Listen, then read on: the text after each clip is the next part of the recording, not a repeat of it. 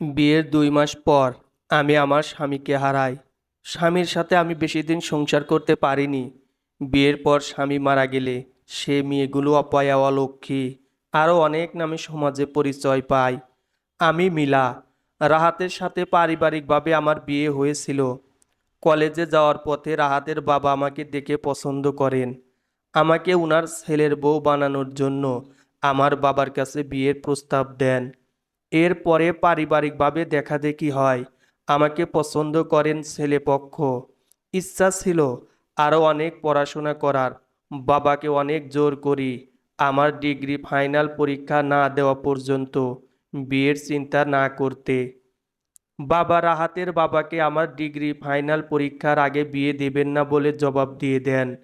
রাহাতের বাবা আমার বাবাকে বিয়ের পরেও আমাকে ডিগ্রি পড়াবেন বলে আশ্বাস দেন।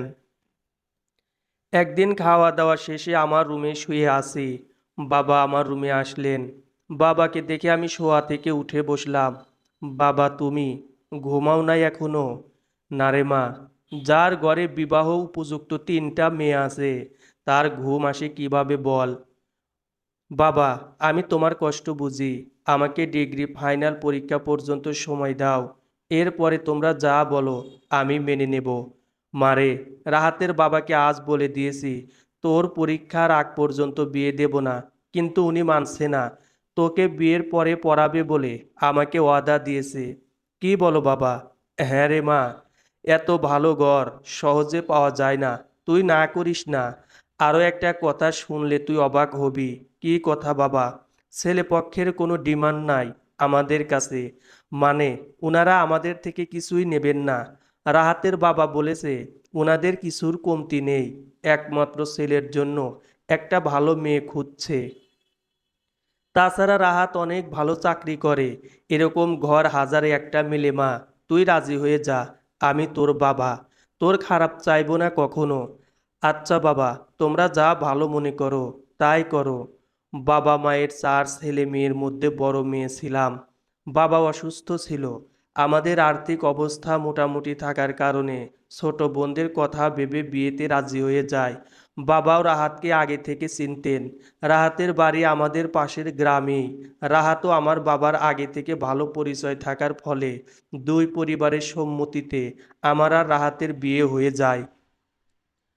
বিয়ে বলতে আমাদের আকদের দিন 4-5 জন মানুষ এসে আমাকে রাহাতের বাড়িতে উঠিয়ে নিয়ে যান। কোনো বরযাত্রী আসেনি আমার বিয়েতে। আমার বাবা থেকে যৌতুক হিসেবে কিছু নেন নাই উনারা। কোনো বিয়ে শাদিতে গেলে বিয়ের দিন জামাইয়ের হাতে তুলে দেওয়ার পর মেয়েরা যখন কান্না করত, তখন ভাবতাম শ্বশুর বাড়িতে যাচ্ছে, এতে কাদার কি আছে?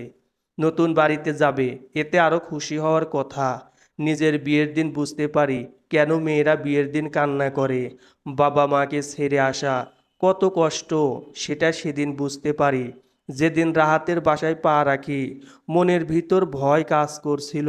শ্বশুর শাশুড়ি ননদ কেমন হবে, আমার সাথে কেমন আচরণ করে এই ভেবে। রাহাত ছাড়া উনাদের কোনো পুত্র সন্তান ছিল না। তাই পরিবারের সবার আশা ভরসা রাহাতের উপর ছিল। আজ আমাদের বিয়ের প্রথম রাত। রাহাতের ভাবিরা আমাকে রুমে রেখে চলে গেছেন। কিছুক্ষণ পরে রাহাত এসে খাটে বসলো। কেমন আছো মিলা? জি, আলহামদুলিল্লাহ ভালো আছি। আপনি ভালো আছেন? আলহামদুলিল্লাহ, আমিও ভালো আছি। আব্বা থেকে শুনলাম তুমি এই বিয়েতে রাজি ছিলে না। জি, আমার পড়াশোনা চালিয়ে যাওয়ার ইচ্ছা ছিল তাই। আরে পাগলি, পড়াশোনা বিয়ের পরেও চালিয়ে নেওয়া যায়। হুম, আপনার বাবা আমার বাবাকে কথা দিয়েছেন আমাকে পড়াবেন, তাই আমিও বিয়েতে না করিনি আর। আচ্ছা, আমার একটা কথা জানার ছিল। হুম, বলো। আমাদের আশেপাশে মেয়েদের বিয়ে হলে ছেলে পক্ষ মেয়ে পক্ষ থেকে অনেক কিছু দাবি করেন। আপনারা আমার বাবার কাছে কিছু দাবি করেন নাই কেন? তোমার বাবার কাছ থেকে সবচেয়ে দামি জিনিস দাবি করলাম, আর তুমি বলছো কিছু দাবি করিনি। মানে, আপনারা আমার বাবা থেকে কিছুই নেন নাই। দামি জিনিস কখন নিলেন? এই যে আমার সামনে বউ সেজে যে মেয়েটি বসে আছে, সেই আমার কাছে পৃথিবীর সবচেয়ে দামি জিনিস। রাহাতের কথা শুনে হা করে ওর মুখের দিকে তাকিয়ে আছি। চোখ বেয়ে পানি পড়ছে অঝর ধারায়। না, এটা দুঃখের কান্না না, এই কান্না ছিল সুখের। রাহাতের ধাক্কায় আমার হুঁশ ফিরল। কি ব্যাপার? আমার বউ কাঁদছে কেন? বাইরের কেউ কান্নার আওয়াজ শুনতে পেলে ভাববে আমি বাসর ঘরে বউকে মারছি। হা হা হা, কি সুন্দর মানুষটার হাসি। আমি অপলক দৃষ্টিতে তাকিয়ে আছি। ওহ মিলা, ভুলেই গেছি, তোমার জন্য একটা উপহার আছে। একটু অপেক্ষা করো, আমি আসছি। রাহাত আলমারি থেকে একটা প্যাকেট বের করলো। প্যাকেটটা নিয়ে আমার কাছে আসলো। এই নাও। কি এইটা? তোমার উপহার, খুলে দেখো। আস্তে আস্তে প্যাকেট খুললাম। প্যাকেটে একটা জায়নামাজ, তসবি। কি উপহার পছন্দ হয়েছে? অনেক বেশি পছন্দ হয়েছে। আরও একটা উপহার আছে তোমার জন্য। ওই যে টেবিলে প্যাকেট দেখতে পাচ্ছ, প্যাকেটে একটা কোরআন আছে। আমি চাই আমার বউ নিয়মিত 5 ওয়াক্ত নামাজ পড়বে, আর প্রতিদিন সকালের নামাজের পর বাংলা অনুবাদ সহ কোরআন পাঠ করবে। ইনশাআল্লাহ আমি আপনার দেওয়া উপহারের যথোপযুক্ত সম্মান রাখার চেষ্টা করব। হে আল্লাহ, আমার বউয়ের ইচ্ছা পূরণ করার তৌফিক দান করুন। আমিন। আপনি আমাকে কত উপহার দিয়েছেন, কিন্তু আমি আপনাকে কোনো উপহার দিতে পারলাম না। তুমি আমাকে সত্যি উপহার দিতে চাও? জি অবশ্যই। তোমার কোনো উপহার দিতে হবে না। তুমি শুধু আমার বাবা মায়ের সেবা করিও, আর রায়সাকে দেখে রেখো। আমার কোনো ভাই বোন নাই। রায়সা আমার কলিজা, ওকে নিজের বোনের মতো স্নেহ করিও। এই 3টা মানুষের খুশি থাকলে আমিও খুশি। আমার আর কিছু চাওয়ার নাই তোমার কাছে। আপনি আমাকে যা যা বললেন, আমার মাও আমাকে তা শিখিয়ে দিয়েছেন। ইনশাল্লাহ আমি সবার মন জয় করে নেব। আপনি আমার উপর বিশ্বাস রাখতে পারেন। রাহাত 2 হাত দিয়ে আমার মুখ ধরে কপালে একটা আদর করে দিল। মনে মনে ভাবছি, কত ভালো একজন মানুষ আল্লাহ আমার জীবনসঙ্গী বানিয়ে পাঠিয়েছেন।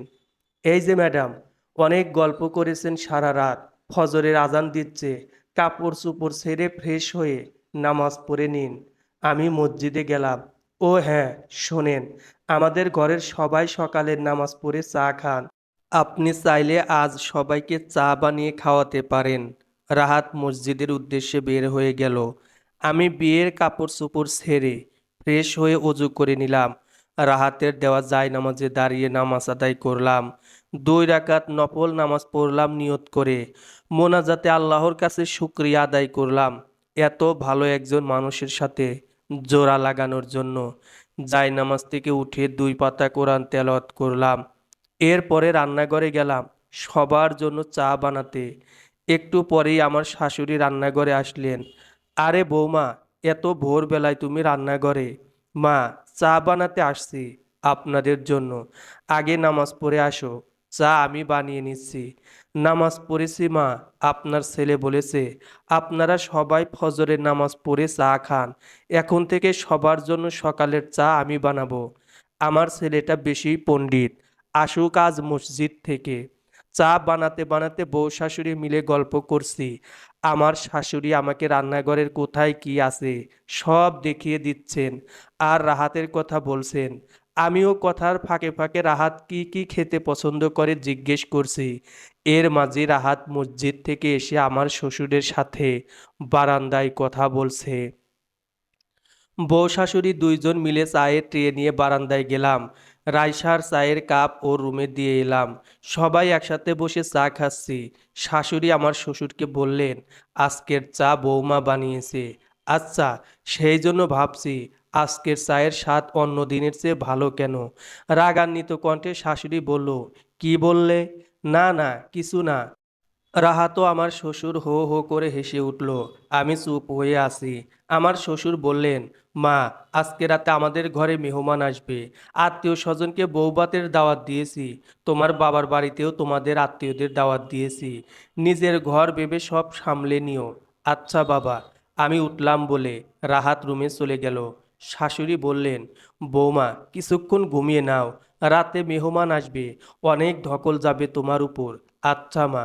এরপরের আমি রুমে চলে আসি। রুমে গিয়ে দেখলাম রাহাত নেই। বারান্দায় কারো পায়চারি শোনা যাচ্ছে। আমাদের রুমের সাথেই বারান্দা আছে।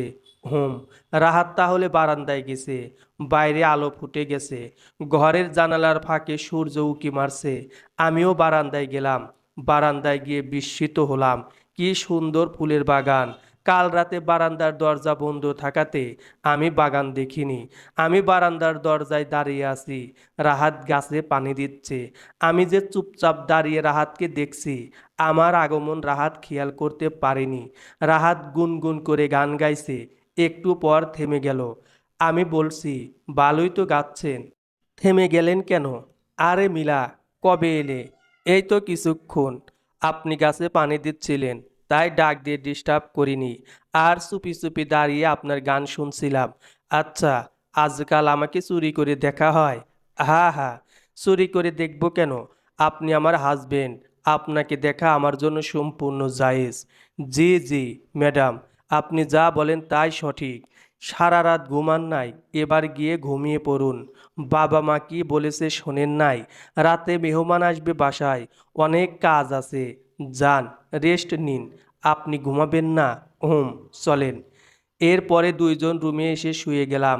রাহাত আমাকে বুকে টেনে নিল, আমার মাথায় হাত বুলিয়ে দিচ্ছিল। কবে ঘুমিয়ে পড়েছি খেয়াল নেই। ভাবি ভাবি, ওঠো, মা ডাকছেন। রাইসার ডাকে আমার ঘুম ভাঙল। রাইসা, তুমি? জি আমি।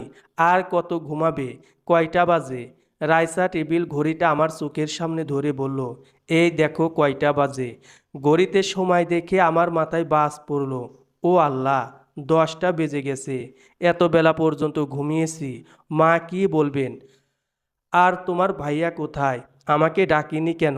ভাইয়া বাবার সাথে বাজারে গেছে ভাবি।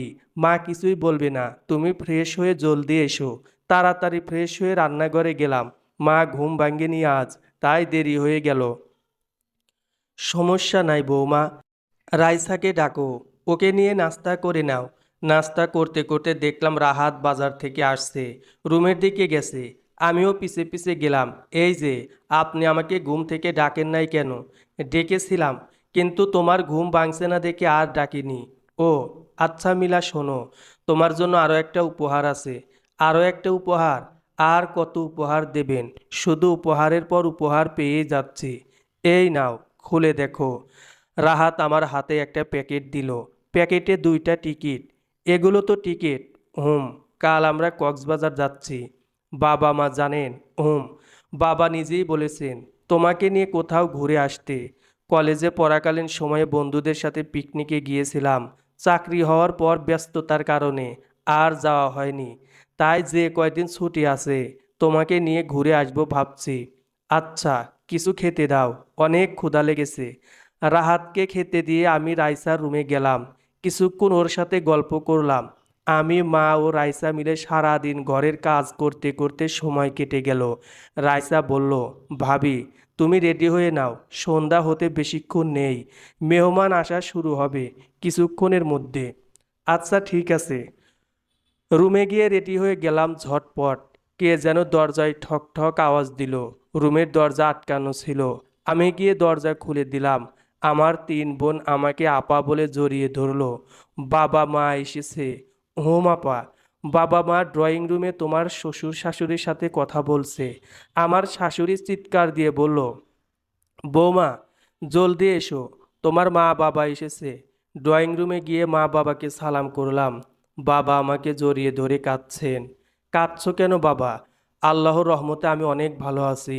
তোমাদের জামাই অনেক ভালো মানুষ। আর আমার শ্বশুর শাশুড়ি ও ননদও অনেক ভালো। রাহাতও আমার। অনেক আত্মীয় স্বজন এসেছেন। রাতে খাওয়া দাওয়া শেষে সবাই বিদায় নিলেন। ঘরের সবাই যে যার রুমে গিয়ে শুয়ে পড়ল। আমিও রুমে এলাম। রাহাত দেখি ব্যাগ গোছাচ্ছে। কি ব্যাপার, কোথায় যাবেন? তোমার জ্বালায় ঘর ছেড়ে পালাচ্ছি। হ্যাঁ হ্যাঁ, টিকিটের কথা ভুলে গেলে? এগুলা বাসের টিকিট। কাল সকাল 8টার গাড়িতে আমরা কক্সবাজার যাব। জলদি নিজের কাপড় চোপড় গুছিয়ে ঘুমিয়ে পড়ো, সকালে তাড়াতাড়ি উঠতে হবে। আমিও কাপড় গুছিয়ে নিলাম। তারপর ফ্রেশ হয়ে শুয়ে গেলাম। রাহাত আমার ভাই বোনেরা কে, কোন ক্লাসে পড়ে জিজ্ঞেস করলো। গতকালের মতো আজকেও কথা বলতে বলতে কখন ঘুমিয়ে গেছি বুঝতে পারিনি। মিলা, ওঠো ওঠো, আজান দিচ্ছে, নামাজ পড়তে হবে। রাহাতের ডাকে আমার ঘুম ভাঙল। চারদিক থেকে মুয়াজ্জিনের কণ্ঠে আজানের সুর ভেসে আসছে। যারা আজান শোনার সাথে সাথে ফজরের নামাজ আদায় করে তারা বুঝতে পারবে চারদিক নীরবতার মাঝে আজানের সুরটা কত মধুর। আমি উঠে বসলাম। রাহাত মসজিদে চলে গেল। অজু করে নামাজ আদায় করলাম, কোরআন পড়লাম, আল্লাহর কাছে মোনাজাতে বললাম আমাদেরকে যেন সহি সালামতে কক্সবাজার পৌঁছার রহমত দান করেন। রান্নাঘরে গেলাম চা বানাতে। মা দেখি আগে বানিয়ে রেখেছেন। বৌমা, তোমার শ্বশুরের শরীরটা আজ ভালো না, আমি উনার চা রুমে নিয়ে যাচ্ছি, তুমি আর রাহাত একসাথে খেয়ে নিও। আমি আমার আর রাহাতের চা রুমে নিয়ে এলাম। দুইজনে চা খেয়ে ঘুমিয়ে গেলাম। ঘন্টাখানেক ঘুমিয়ে উঠে গেলাম। দুইজনে রেডি হয়ে বাবা মা ও রাইসা থেকে বিদায় নিলাম আমাদের যাত্রা কক্সবাজারের উদ্দেশ্যে। জীবনে এই প্রথম কোনো ছেলে মানুষের সাথে বসে দূরের যাত্রায় যাচ্ছি। আমাকে জানালার পাশের সিটে বসিয়ে রাহাত অন্য সিটে বসলো। 3 দিন কক্সবাজার থাকার পর আমরা বাড়িতে চলে আসি। আগামীকাল রাহাত ঢাকায় চলে যাবে। আমাদের দুইজনের বাড়ি চট্টগ্রামে হলেও রাহাত চাকরির সুবাদে ঢাকায় থাকতো। রাহাতের ছুটি প্রায় শেষ, ঢাকায় ফিরতে হবে। বিয়ের পরের দিনগুলো কত তাড়াতাড়ি ফুরিয়ে গেল। এই তো সেদিনও আমি বিয়ের জন্য রাজি হচ্ছিলাম না। আর আজ রাহাত ঢাকায় চলে যাবে ভেবে মন খারাপ হচ্ছে। কথায় আছে, সুখের দিনগুলো দ্রুত শেষ হয়ে যায়। অচেনায় একটা মানুষ জীবনে এসে আমার হৃদয়ে পুরোটা জায়গা দখল করে নিল, যাকে ছাড়া আমি এখন কিছুই ভাবতে পারি না। এসব ভাবতে ভাবতে রাহাত বলল, ম্যাডাম, কি ভাবছেন? না, কিছু না। কিছু তো ভাবছিলেন, আপনাকে আমি বুঝতে পারি এখন। আচ্ছা, ঢাকায় আর কয়েকদিন পর গেলে হয় না? 15 দিনের ছুটি নিয়েছি। এর চেয়ে বেশি ছুটি নিলে চাকরি থাকবে না ম্যাডাম। বউকে খাওয়াবো কি?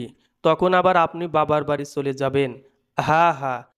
আপনার ঘাড়ে খুব জোরে চেপে বসেছি, সহজে যাচ্ছি না কিন্তু। ও মা, তাই নাকি? এটা বলি রাহাত আমাকে ধরতে চাইলো। আমি দৌড়ে অন্য রুমে চলে গেলাম। বিকেলে রাহাতের ব্যাগ গুছিয়ে রাখলাম। এতদিন মন খুব ভালোই ছিল, সব সময় রাহাত পাশে ছিল। সন্ধ্যায় রাহাত ঢাকায় চলে যাবে এটা ভেবে আবার কান্না পাচ্ছিল। রাহাত রেডি হচ্ছে, আমি বলেই যাচ্ছি খাওয়া দাওয়া ঠিকভাবে করবেন, নিজের যত্ন নেবেন। জি, জি ম্যাডাম, নেব। আপনার আমাকে নিয়ে এত ভাবতে হবে না। আমি না ভাবলে কে ভাববে? বিদায় ঘন্টা বেজে গেছে। রাহাত বের হবে একটু পর। আমি ওকে জড়িয়ে ধরে আছি আর ফুপিয়ে ফুপিয়ে কাঁদছি। আরে, এত কান্নার কি আছে? আমি তো বিদেশ যাচ্ছি না, ঢাকায় যাচ্ছি। চাইলে প্রতি সপ্তাহে বাড়ি আসতে পারবো। মা বাবা ও রাইসা সবার কাছ থেকে বিদায় নিয়ে রাহাত বের হয়ে গেল। রাহাত যাওয়ার পর খুব একা লাগছিল। যদিও মা বাবা ও রাইসা আমাকে যথেষ্ট ভালোবাসতো। রাইসা যতক্ষণ বাসায় থাকতো আমাকে সময় দিত, গল্প করত। আমার শাশুড়ি আমাকে মেয়ের মতোই স্নেহ করতেন। রাইসার জন্য কিছু বানালে আমার জন্য বানাতেন। রাইসার জন্য কিছু কিনলে আমার জন্য সমান সমান কিনতেন। একদিন শাশুড়ি বললেন, বৌমা, কিছুদিন তোমার বাবার বাড়ি থেকে বেরিয়ে আসো। বিয়ের পর আর বাবার বাড়ি যাওনি, কিছুদিন তোমার ভাই বোনদের সাথে থাকলে ভালো লাগবে। তোমার বাবাকে ফোন করে বলো তোমাকে বাড়ি নিতে আসতে। আচ্ছা মা।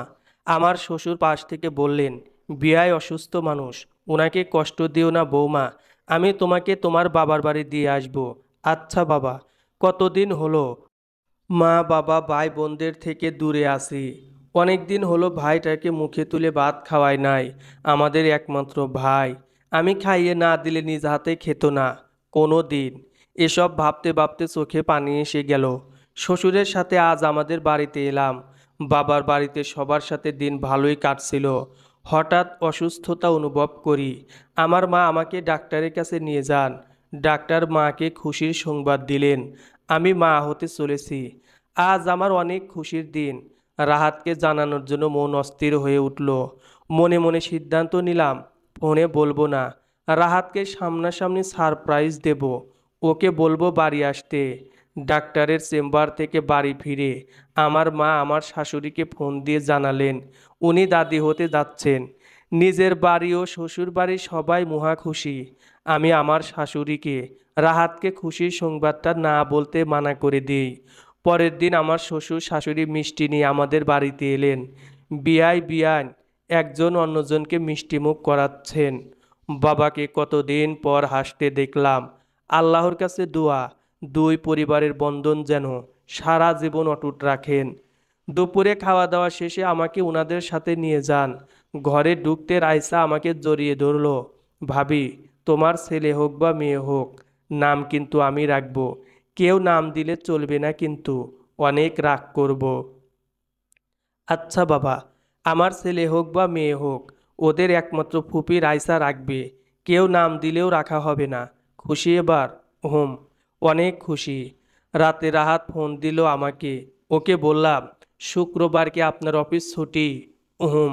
কেন? বৃহস্পতিবার বাড়ি আসা যায় না? আপনার সাথে কথা ছিল। কি কথা? ফোনে বলো। সারপ্রাইজ আছে। সারপ্রাইজ ফোনে দেওয়া যায় না, সামনাসামনি দিতে হয়। তাহলে সারপ্রাইজের জন্য বাড়ি আসতেই হবে। আচ্ছা ঠিক আছে, আমি বৃহস্পতিবার অফিস শেষে গাড়িতে উঠব। আচ্ছা ঠিক আছে। বৃহস্পতিবার বিকেলে অফিস শেষে গাড়িতে উঠে রাহাত আমাকে ফোন দেয়। আমি খুশিতে আত্মহারা হয়ে যাচ্ছি। কবে রাহাত বাড়ি পৌঁছবে আর আমি ওকে খুশির সংবাদটা দেব। কিছুক্ষণ পর পর আমি ওকে ফোন দিয়েই যাচ্ছি। আর কত দূর, কতক্ষণ লাগবে আর? এই তো আর 2 ঘন্টা। বারবার ঘড়ির দিকে তাকাচ্ছি। ঘড়ির কাঁটাগুলো আজ নড়ছেই না, এক জায়গায় স্থির হয়ে আছে মনে হচ্ছে। আবারও ফোন দিলাম, রিসিভ হচ্ছে না। ভাবছি হয়তো সারাদিন অফিস করে ক্লান্ত হয়ে গেছে, তাই ঘুমাচ্ছে। কিছুক্ষণ পর আবার ফোন দিলাম, কিন্তু রিসিভ করছে না। মনের ভিতর কেন যেন ভয় লাগছে, বুক কাঁপছে আমার, কান্না পাচ্ছিল ভীষণ। রাহাতের কিছু হলো না তো? বাড়ির সবাইকে বললাম, রাহাতকে ফোনে পাওয়া যাচ্ছে না সেটা। আমার শ্বশুর শাশুড়ি ও রাইসা যে যার মোবাইল থেকে রাহাতকে একের পর ফোন করিয়ে যাচ্ছে, কিন্তু রিসিভ হচ্ছে না। সারা বাড়ি থমথমে পরিবেশ সৃষ্টি হয়ে গেছে। আমার মা বাবাও জেনে যায় ব্যাপারটা। ওনারাও একটু পরপর ফোন দিচ্ছে। আর আমার মনে হচ্ছে এই বুঝি রাহাত ফোন দিয়েছে। প্রায় রাতের 2টা বাজে। রাহাতের নাম্বার থেকে আমার কাছে ফোন আসে। আমি তাড়াহুড়ো করে রিসিভ করে বলি, হ্যালো, আপনি কোথায়? সেই কখন থেকে ফোন দিয়েই যাচ্ছি, একটা বার কি রিসিভ করা যায় না? হ্যালো, আপনি কি মিলা বলছেন? জি, আমি মিলা। কিন্তু আপনি কি? রাত 12টার দিকে ঢাকা থেকে চট্টগ্রামগামী একটা বাস অ্যাক্সিডেন্ট হয়েছে। বাসের বেশ কয়েকজন যাত্রী আহত হয়েছে, আর কয়েকজন স্পটেই মারা গেছে। আমরা যাত্রীদের মোবাইল থেকে তাদের পরিবারকে জানানোর চেষ্টা করছি। আপনারা ঢাকায় এসে লাশ নিয়ে যাওয়ার ব্যবস্থা করুন। এক নিঃশ্বাসে ওই পাশ থেকে লোকটা কথাগুলো বলে ফোন কেটে দিলেন। আমি চুপচাপ শুনেই যাচ্ছি। ভাবি, তোমাকে কে ফোন দিয়েছে? ভাইয়া কোথায়? বৌমা, চুপ হয়ে থেকো না। আমার ছেলে ঠিক আছে তো? আর কতক্ষণ লাগবে বাড়ি ফিরতে? ও বৌমা, কিছু তো বলো। বাবা, ও বাবা, তুমি ভাইয়াকে ফোন দাও না। ভাবি কিছু বলছে না কেন? আমার মুখ দিয়ে কোনো শব্দ বের হচ্ছে না। আমার শ্বশুর আমার হাত থেকে মোবাইল নিয়ে রাহাতের নাম্বারে আবার ফোন দিলেন। 2-3 বার রিং হওয়ার পর ফোন রিসিভ করলো। আমার ছেলে কোথায়? আমার ছেলে আজ বাড়ি আসার কথা। ওপাশ থেকে আবারও বলল, উনি বেঁচে নেই। আপনারা জলদি লাশ শনাক্ত করে বাড়ি নিয়ে যাওয়ার ব্যবস্থা করুন। এরপরে সারা বাড়ি আত্মীয় স্বজন সবাই জেনে গেল রাহাতের মৃত্যু সংবাদ। পরের দিন ভোরে ভোরে আমার শ্বশুর ও রাহাতের জ্যাঠাতো ভাই ঢাকায় গেল রাহাতের লাশ আনতে। রাতের দিকে বাড়ির সামনে অ্যাম্বুলেন্সের শব্দে সারা বাড়ির মানুষ একত্রিত হয়ে গেছে। রাহাতকে একেবারে গোসল করিয়ে ঘরে ঢুকানো হলো। রাহাতের পাশে অনেকে কোরআন তেলাওয়াত করছে। কেউ কেউ কবর খোঁড়ার জন্য ব্যস্ত হয়ে গেছে। আমার শাশুড়ি রাইসা কেঁদেই যাচ্ছে। বাড়ির আশেপাশের মহিলারা কেউ কেউ আমার শাশুড়িকে বলছে, কি অপয়া বউ এনেছো ছেলের জন্য। বিয়ের 2 মাস না যেতেই আমাদের ছেলেটাকে মেরে ফেললো। আবার কেউ বলছে, এরকম অলক্ষী বউ যেন কারো কপালে না জোটে। আমার সামনে এসেও কানাঘুষা করছিল মহিলাগুলো। একবারও ভাবছে না আমি তো আমার জামাইকে হারিয়েছি। সেদিন যদি আমি রাহাতকে মা হবার খবরটা ফোনে বলে দিতাম, তাহলে রাহাতের বাড়ি আসতেও হতো না। তাহলে রাহাত আমাদের সবাইকে ছেড়ে চলে যেত না। আর আমি বোবা হয়ে গেছি। মুখ দিয়ে কোনো শব্দ বের হচ্ছিল না। আমার মা ও বোনেরা আমাকে সান্ত্বনা দিচ্ছে, সব আল্লাহর ইচ্ছা রে মা, ওদের কথায় তুই কান্দিস না। একটু পরে জামাইকে দাফন করতে নিয়ে যাবে। তুই একবার দেখে নে মা। সেই শেষবারের মতো রাহাতকে দেখে নিয়েছিলাম। একমাত্র আল্লাহ জানে আমার ভিতর কি তুফান চলছিল। রাহাতের দাফন হয়ে গেল, আত্মীয়রা সবাই চলে গেছে। আমার মা ছোট বোনকে আমার সাথে রেখে গেছে।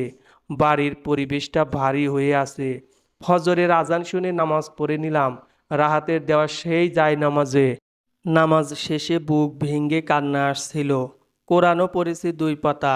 রাহাত বাসর ঘরে আমাকে বলেছিল ওর দেওয়া জায়নামাজে যেন নামাজ পড়ি, প্রতিদিন কোরআন তেলাওয়াত করি। আমি যে রাহাতকে কথা দিয়েছিলাম। এরপরে রান্নাঘরে গিয়ে চা বানালাম। আমার শ্বশুর শাশুড়ি আজ বারান্দায় আসেননি। ওনাদের রুমে গিয়ে চা টেবিলে রাখতে আমার শাশুড়ি চিৎকার দিয়ে বলে উঠলেন, তুমি আমার সামনে আসবে না। আজ থেকে তোমার মুখ দেখতে চাই না। আমার ছেলেকে মেরেছো তুমি। তোমার দেওয়া 1 ফোঁটা পানিও আমি খাবো না। আমি চুপচাপ শুনছি আর চোখের পানি ফেলছি। আমার শাশুড়িরও কি দোষ? উনি উনার একমাত্র ছেলে হারিয়েছেন। উনার খারাপ লাগাটা স্বাভাবিক। আমার শ্বশুর বললেন, সব আল্লাহর ইচ্ছা। আল্লাহ আমার ছেলের হায়াত এতটুকুই দিয়েছে। বৌমাকে দোষ দিও না রাহাতের মা। বৌমা, তুমি তোমার রুমে যাও। তোমার শাশুড়ির কথায় কষ্ট পেও না। নিজের রুমে এসে ওয়াশরুমে ঢুকে টেপ ছেড়ে চিৎকার করে কাঁদছি, হে আল্লাহ, কেন এত বড় শাস্তি দিলে আমায়? রাইসাও আজকাল আমার সাথে ভালোভাবে কথা বলে না।